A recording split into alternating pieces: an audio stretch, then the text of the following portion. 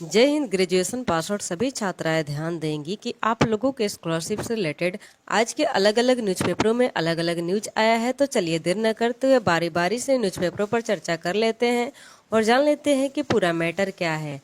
आप लोग देख सकती हैं कि आज के दैनिक भास्कर न्यूज़पेपर में एक न्यूज आया, लिखा है कि दिसंबर में खुला, जनवरी में बंद। पोर्टल पर नाम जुड़वाने को बिचौलिए कर रहे हैं वसूली।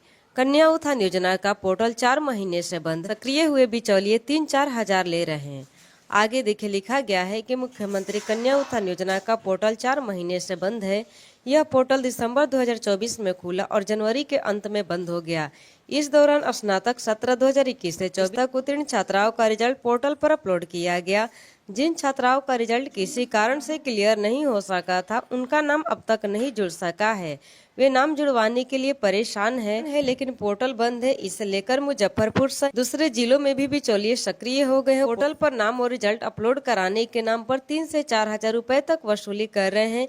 बेतिया और बगहा से आधा दर्जन छात्राएं शुक्रवार को बीआरए बिहार विश्वविद्यालय पहुंची थी। उनका कहना था कि पोर्टल पर उनका रिजल्ट अपलोड नहीं हुआ है। कई दिनों तक कॉलेज का चक्कर लगाती रही। वहां बताया गया कि नाम जुड़वाने के लिए 3-4 हजार रुपए लगेंगे। तो ये जानकारी लेने के लिए विश्वविद्यालय पहुंच गई। पीएसडब्ल्यू कार्यालय पहुंची थी। उन्हें बताया गया कि जब पोर्टल खुलेगा, जिनका रिजल्ट क्लियर है उनका नाम अपलोड कर दिया जाएगा। दूसरी ओर कई छात्राएं बिचौलियों को पैसे देने के बाद नाम नहीं जोड़ने पर परेशान होकर कॉलेज और विश्वविद्यालय का चक्कर लगा रही हैं।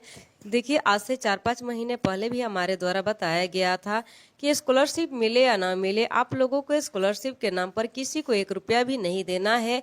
लेकिन वीडियो देखने के बाद भी कई छात्र गलती कर जाती है और इसका खामियाजा जब भुगतना पड़ता है, स्कॉलरशिप नहीं मिल पाता है या लिस्ट में नाम नहीं आ पाता है, तब परेशान होकर विश्वविद्यालय का चक्कर काटती है। आर्थिक तंगी के साथ मानसिक और शारीरिक परेशानियों से भी गुजरती है, साथ ही उनका समय भी खराब होता है। तो इससे अच्छा है कि आप लोग थोड़ा वेट कर लीजिए, धैर्य रखिए, क्योंकि अगर आप लोग परेशान होइएगा तो आप लोगों की परेशानियों का कोई ना कोई फायदा उठाएगा ही। अब देखिए, इधर डीएसडब्ल्यू कार्यालय में 3 महीने से बंद है इंटरनेट। डीएसडब्ल्यू कार्यालय में 3 महीने से इंटरनेट बंद है। कर्मियों का कहना है कि कार्यालय में इंटरनेट कनेक्शन है, लेकिन रिचार्ज नहीं हो रहा है। जनवरी में ही इसके लिए विभाग से फाइल भेजी गई, पर अब तक कोई कार्रवाई नहीं हुई। विभाग की ओर से जुलाई में ही कन्या उत्थान का पोर्टल खोलने की बात कही गई थी। इस बीच यदि पोर्टल खुल गया तो विभागीय कर्मियों की परेशानी बढ़ जाएगी।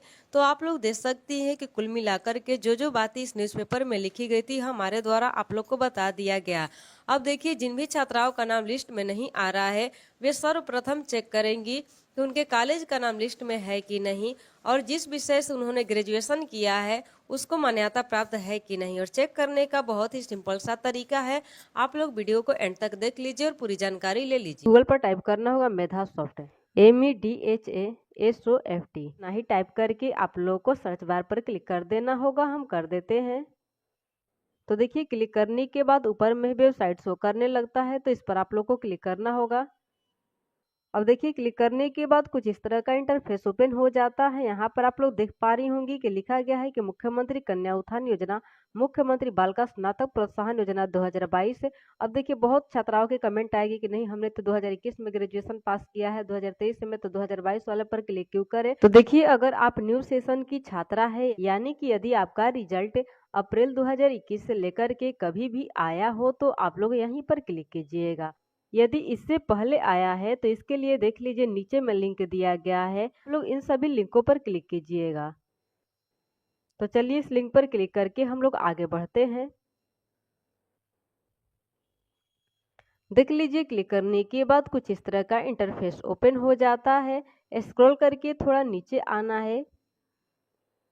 अब देख लीजिए, यहाँ पर लिखा गया है कि अप्लाई ऑनलाइन, क्लिक हेयर। यहाँ पर देख लीजिए, स्पष्ट तौर पर लिखा गया है कि जिन भी छात्राओं का रिजल्ट 1 अप्रैल 2021 से लेकर के 30 सितंबर 2023 के बीच में आया है, वे लोग यहाँ पर क्लिक कर सकती हैं। अब देखिए, क्लिक करने के बाद यहाँ पर कोई भी आइकन नहीं शो कर रहा है जिसको क्लिक करके आगे बढ़ा जाए। तो अपने क्रोम ब्राउजर को आप लोग डेस्कटॉप साइट में कर लीजिएगा। चलिए, इस 3 लाइन पर क्लिक करते हैं। क्लिक करने के बाद थोड़ा स्क्रॉल करते हैं तो यहाँ पर आप लोग देख सकती हैं कि डेस्कटॉप साइट का ऑप्शन दिया गया है, तो इस बॉक्स पर टिक कर देते हैं। तो देखिए, टिक करते ही सारा आइकन शो करने लगा है। तो यहाँ पर देखिए, एक रिपोर्ट प्लस का आइकन दिया गया है, तो इस पर आप लोग को क्लिक करना होगा। हम क्लिक करते हैं।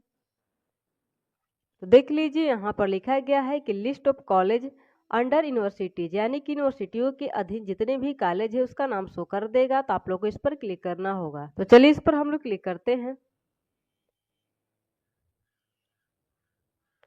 तो देख लीजिए क्लिक करने के बाद कुछ इस तरह का इंटरफेस ओपन हो जाता है। ऊपर में देख लीजिए यूनिवर्सिटी सिलेक्ट करना होगा और नीचे में कॉलेज का टाइप सिलेक्ट करना होगा और सर्च पर क्लिक कर देना होगा। तो मान लीजिए कि आपका यूनिवर्सिटी का नाम है बाबा साहब भीमराव अम्बेडकर बिहार यूनिवर्सिटी मुजफ्फरपुर, तो आप इसको टिक कर दीजिएगा। यदि आपका यूनिवर्सिटी ये नहीं है, अलग यूनिवर्सिटी है, तो आप स्क्रॉल करके नीचे जाइएगा और अपने यूनिवर्सिटी को सिलेक्ट कीजिएगा। तो चलिए इस यूनिवर्सिटी को फिलहाल सिलेक्ट करते हैं। कॉलेज का टाइप हम सिलेक्ट करते हैं। देखिए आप लोग अपना मार्कशीट एक बार जरूर चेक कर लीजिएगा और अपने कॉलेज का टाइप पता कर लीजिए। अगर कंस्टिट्यूएंट यानी कि अर्ध सरकारी होगा तो इसको सिलेक्ट कीजिएगा। एफिलिएटेड यानी कि समानता प्राप्त होगा तो इस पर सिलेक्ट कीजिएगा। माइनॉरिटी यानी कि अल्पसंख्यक होगा तो इसको सिलेक्ट कीजिएगा। गवर्नमेंट यानी कि सरकारी होगा तो इसको सिलेक्ट कीजिएगा। तो चलिए फिलहाल हम कंस्टिट्यूएंट कॉलेज को सिलेक्ट करते हैं और सर्च पर क्लिक करते हैं। तो देख लीजिए बाबा साहब भीमराव अंबेडकर यूनिवर्सिटी के अंतर्गत जितने भी कंस्टिट्यूएंट कॉलेज हैं उन सभी का नाम दे दिया गया है। तो इस तरह से आप लोग भी घर बैठे चेक कर सकती हैं कि आप लोगों के कॉलेज का नाम लिस्ट में है या नहीं।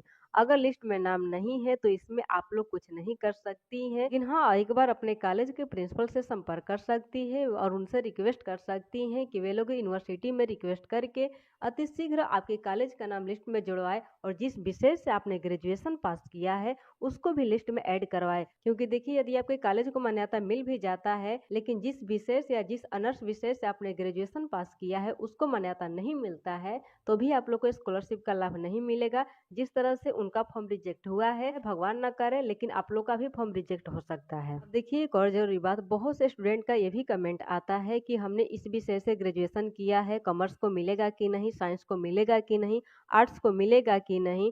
तो चलिए वो भी चेक करने का तरीका आप लोग को हम बता देते हैं ताकि आप लोग जान सके कि जिस कोर्स से आपने ग्रेजुएशन किया है उस कोर्स वाले स्टूडेंट को स्कॉलरशिप का लाभ मिलेगा कि नहीं।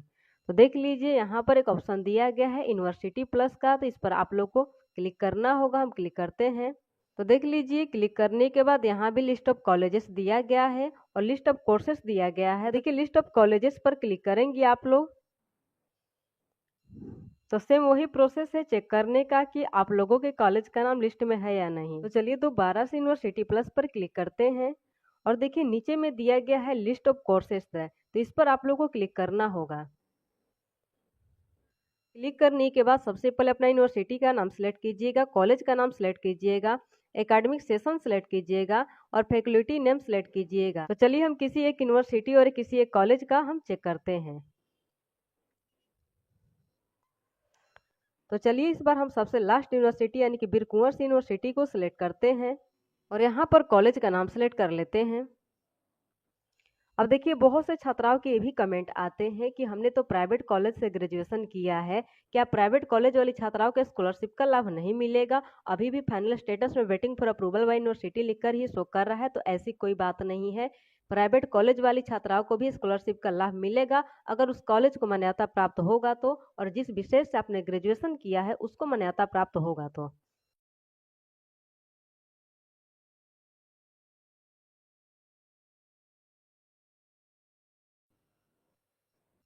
तो देखिए हम सिलेक्ट करेंगे टीएसआई महिला कॉलेज आरा।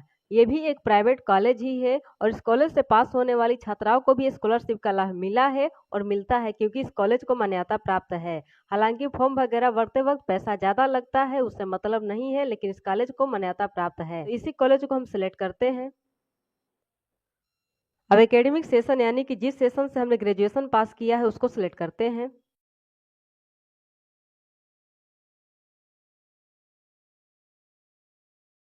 तो मान लीजिए कि हमारा सेशन है 2019 से 2022, तो इस पर हम सिलेक्ट करते हैं। अब देखिए फैकल्टी नेम यानी कि जिस कोर्स से आपने ग्रेजुएशन किया है उसको सिलेक्ट करते हैं। तो देखिए सबसे ज़्यादा क्वेश्चन आते हैं कॉमर्स वाले स्टूडेंट्स के ही, तो चलिए हम कॉमर्स को ही सिलेक्ट करते हैं और जानने का प्रयास करते हैं कि जिन्होंने भी कॉमर्स से ग्रेजुएशन किया है उन्हें स्कॉलरशिप का लाभ मिलेगा कि नहीं। तो चलिए इसको हम सिलेक्ट कर लेते हैं। पूरा डिटेल फिल करने के बाद सर्च बार पर क्लिक कर देना होता है, तो हम क्लिक कर देते हैं। तो देख लीजिए यहाँ पर लिख रहा है नो रिकॉर्ड फाउंड, यानी कि इस सेशन से जिन्होंने भी कॉमर्स विषय से ग्रेजुएशन किया है उसमें किसी भी स्टूडेंट का नाम नहीं है, यानी किसी को भी फिलहाल स्कॉलरशिप का लाभ नहीं मिलेगा। जिन्होंने भी इस कॉलेज से सेशन 2019 से 2022 में कॉमर्स विषय से ग्रेजुएशन किया है वे फिलहाल वेट करें। तो चलिए इस बार साइंस सब्जेक्ट को हम लोग सिलेक्ट करते हैं और जानने का प्रयास करते हैं कि जिन्होंने भी बीरकुंवर यूनिवर्सिटी के अंतर्गत टीएसआई महिला कॉलेज से 2019 से 22 में साइंस विषय से ग्रेजुएशन पास किया है उन्हें स्कॉलरशिप का लाभ मिलेगा कि नहीं। तो इस बार साइंस विषय को हम सिलेक्ट करते हैं और सर्च पर क्लिक कर देते हैं।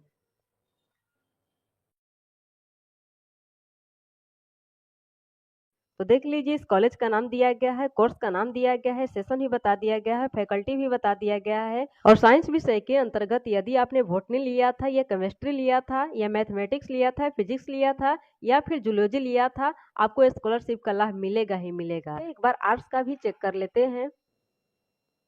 तो दोबारा से हम फैकल्टी नेम पर सिलेक्ट करेंगे और इस बार आर्ट्स विषय को सिलेक्ट करेंगे और दोबारा से सर्च बार पर क्लिक करेंगे। तो देख लीजिए फैकल्टी नेम आर्ट्स के तहत जितने भी कोर्सेज होते हैं सबका नेम दिया गया है। अगर आपने इनमें से किसी से भी ग्रेजुएशन किया है तो आप लोगों को स्कॉलरशिप का लाभ कोई भी संशय नहीं है। लेकिन हाँ, इसमें स्पष्ट तौर पर जिक्र कर दिया गया है कि कॉमर्स वाले स्टूडेंट को फिलहाल स्कॉलरशिप का लाभ नहीं मिलेगा जब तक कि कॉलेज के सिफारिश पर यूनिवर्सिटी के द्वारा उस विषय को ऐड नहीं किया जाता है, तब तक उस विषय वाले स्टूडेंट को इंतजार ही करना पड़ेगा। तो इस तरह से आप लोग भी अपने यूनिवर्सिटी का नाम यहाँ पर फिल करके, अपने कॉलेज का नाम फिल करके, अपना एकेडमिक सेशन फिल करके, फैकल्टी फिल करके सर्च कर सकती हैं और जान सकती हैं कि आपको स्कॉलरशिप का लाभ मिलेगा कि नहीं मिलेगा। तो इस तरह से भी आप लोग अपना संशय दूर कर सकती हैं। उम्मीद करते हैं कि इस वीडियो में मेरे द्वारा दी गई जानकारी आप लोग को अच्छी लगी होगी। अगर अच्छी लगी होगी तो वीडियो को लाइक कर दीजिएगा। अगर इसके अलावा भी किसी के मन में किसी प्रकार का क्वेश्चन हो, साथ ही आप लोग चैनल पर न्यू आए होंगे तो चैनल को सब्सक्राइब करके बेल आइकन को प्रेस करके जो भी क्वेश्चन करना होगा वीडियो के कमेंट बॉक्स में टाइप कर दीजिएगा। नेक्स्ट वीडियो में उससे संबंधित जानकारी हमारे द्वारा दे दी जाएगी। तो आज के वीडियो में दोस्तों इतना ही, मिलते हैं नेक्स्ट वीडियो में, तब तक के लिए जय हिंद।